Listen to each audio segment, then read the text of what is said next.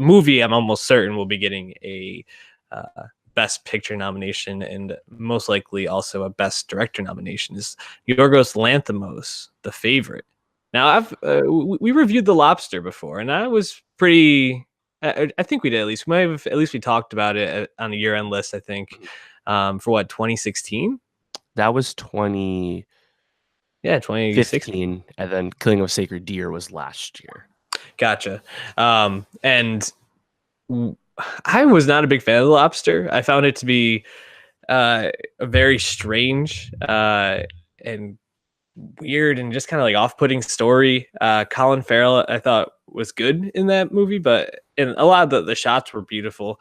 But I just kind of found myself being very underwhelmed and just confused leaving it.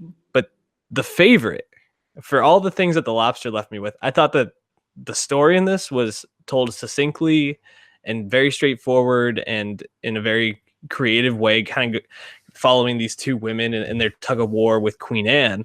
But then also the performances that Lanthimos gets out of Rachel Weisz and Emma Stone is just unbelievable. Like those two are like a Kobe and LeBron going at each other. Like it was like that level of performance back and forth.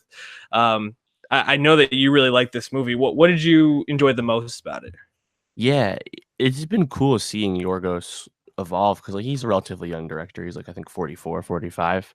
Mm-hmm. And I haven't seen Dogtooth, but that was his '09 film, Best Foreign Film nomination. That was like his real breakout. Then Lobster was his first English movie. And I actually like Killing Sacred Deer quite a bit, but you know, it was like The Lobster, very absurdist. You know, it's very conceptual and unconventional, but it's to his flair, right? And sometimes the movies don't totally work, but he's certainly trying shit, right? I think The Favorite is really interesting because he didn't write this script. Mm-hmm. It was written by I have written down uh, McNamara and Deborah Doris, I think. I can't read my handwriting, but he didn't write the script, and I think that shows because you can just let him have his touch with the camera and the filmmaking, and let someone else grounded just enough, you know, that it's not Mm-hmm. too out there, and I think it really benefits him. And he's still his flair obviously is there because there's still like crazy shit that's like you'd only see in his movie, like at the beginning with those geese racing or Yeah, ducks racing the into the ducks house, racing. Yeah. or the scenes when they were shooting pigeons right outside, and then like when they were throwing tomatoes at that James Corden lookalike guy. Like there's scenes like that that like feel right at home in a Yorgos movie, right? So it's like I didn't feel like he sacrificed anything, and the whole movie's like shot in like a wide angle lens like the whole time, so it almost has like that fishbowl, like we're in corridors the whole time, and Mm-hmm. lots of close-ups on people's faces, so it still felt like one of his movies. But yeah, you already nailed it. The key to this movie, the reason it's so good is the three performances are so dynamite, you know. Yeah. um Olivia Colman has really quickly risen like to top tier status, and I think she's joined the crown at the perfect time, you know, like Mm-hmm. as her star keeps rising, because she's been in other movies before with Yorgos and elsewhere, but I think this is obviously her biggest look. Mm-hmm. And Stone and Wise, like you said, yeah, they're just going back. And I think what's cool about the film, why I like the film so much, is it's structured in such a way that you're rooting for Emma Stone in the beginning, and then you're rooting against her by the end. Mm-hmm. And like her character's arc really kind of accompanies the journey that the audience goes on as well. So I think the movie is hilarious and also, you know, really impressive because I don't think anyone could have made this. You know, that this is the Yorgos joint. So I really like it, and I have it on my top 10 list. Yeah, just to hammer it home, shout out Deborah Davis and Tony McNamara. I thought they had a great script. And yeah, I think you hit all the points that I thought were important too.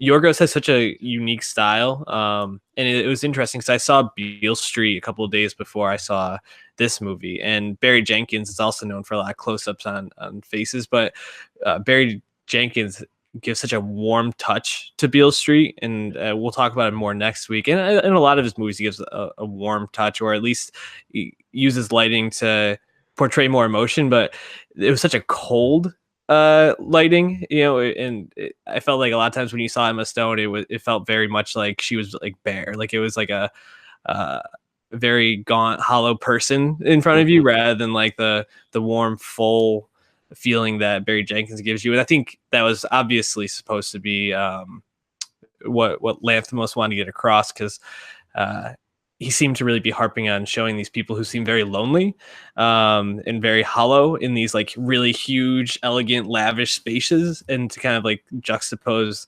all this wealth against like them really having little sense of self and happiness is pretty phenomenal. And you also mentioned how funny this movie is, which is, I think, one of the things that stood out most to me was I didn't expect to go into this and laugh as much as I did. And I've seen some people say this was the most that they laughed in the theater all year. It kind of reminded me of Death of Stalin in that way. It used a lot of that same similar type of humor to really uh, just make an excellent film overall. Any last thoughts on the favorite before we wrap up? I also really liked Nicholas Holt. I thought he was Yeah. on one as of that minister character. I forget his name. Yeah, he was really good. Movie's a lot of fun, and it's hilarious, but in an unconventional way. It's not like other comedies, obviously. So I think it's a really special one, and it's been decent box office for a specialty film like this, but it could be seen by more people. So I hope more people give it a chance as the awards continue to rein in for it and the buzz keep growing. Do we know what Yorgos's next project is? Don't think we do, but Yeah. he's been moving pretty quick, so I Yeah. wouldn't be surprised to hear something soon. I could see him getting like a much bigger film moving forward, something, a bigger project for himself. And I hope he does.